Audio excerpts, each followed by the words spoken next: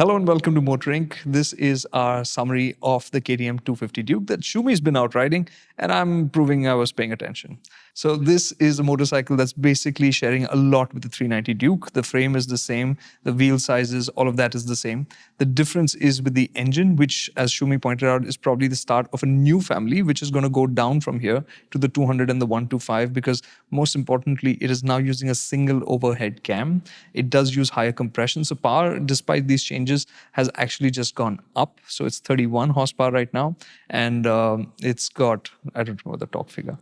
It's a little bit more torque. It's a little bit more torque, right? So it's effectively to ride still that sweet KTM 250, the most non-KTM KTM, which means it will do whatever you want instead of demanding from you to ride how it likes to be ridden. It makes it a really plural motorcycle, which means it's good for the city, it's good for newer riders, it's good for touring, it can do sport riding as well. And its chassis now with the new chassis is just as fun, just as involving as the 390 Duke, but without getting scary or intimidating. And the performance also ties in with that perfectly. It's got all the advantages as well in terms of getting a larger tank, which means you have a little bit more range than before, presumably considering E20 fuels and everything. In terms of the equipment, you have the same layout, the same size digital screen as the 390 Duke, but it's not color on the 250 Duke. It has color. It's black and white. All right, it's black and white. The price has gone up slightly. It costs about 2.4 lakh rupees. It's not available in different variants. The equipment levels are standard. So you get the quick shifter standard, which Shumi enjoyed. He, in fact, thought it was a bit too sensitive. It worked quickly going up and down. Revs out to about 10 something thousand RPM, this engine. So it is fun.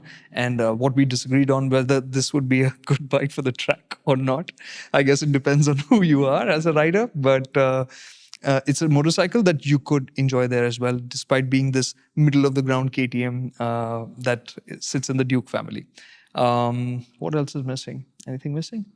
Yeah, if you wanted, since if you're naughty enough, you could get the suspension from the 390 Duke, provided you could find it somewhere and bolt it onto this. But this suspension is pretty good. It's taking up the bumps and all a lot better than it did earlier. And whatever you can feel comes when you're going faster or through rougher stuff. So this is still the nicest KTM. And as Shumi said, it's the one that he would most easily recommend and is the one that he recommends the most, even more than the Duke. Beginner friendly, new rider friendly, and great value as well, considering the 125 Duke is not that inexpensive in comparison to it. Very nice. Yeah. Very nice summary. But yeah, so I loved riding the 250 Duke. I don't think it's the most exciting of the Dukes, and I think that is actually its USP.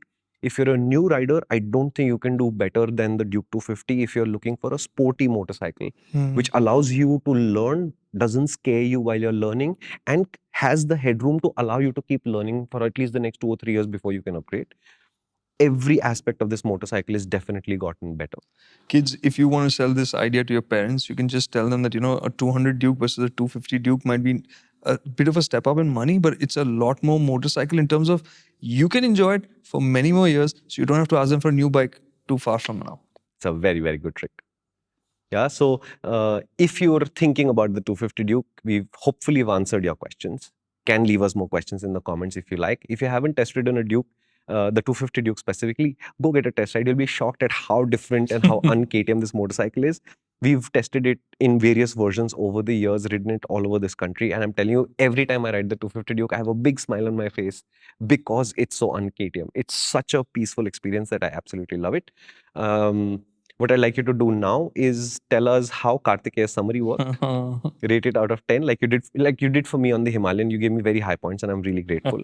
I would like to know how he did on his summary in this one. Be kind. And as usual, if you have any questions, please do leave us a comment. MotorInc tries to answer almost all the comments it gets. We've been remarkably successful at it, I think, although we do struggle with how much you guys leave us comments. Just to give you an example, the 250 Duke question in 18 hours had 327 comments on it. Instagram extra, and it takes us a while to get through it, but we do put in the effort because you do put in the effort, so thank you very much. And if there's anything else, do let us know. This is MotorInc First, available on Apple, Amazon, Google, and Spotify as audio only if you prefer to listen to it while you're doing other things, hopefully not riding motorcycles. I think when you're riding motorcycles, you should just be doing that. All right. Thank you so much for watching.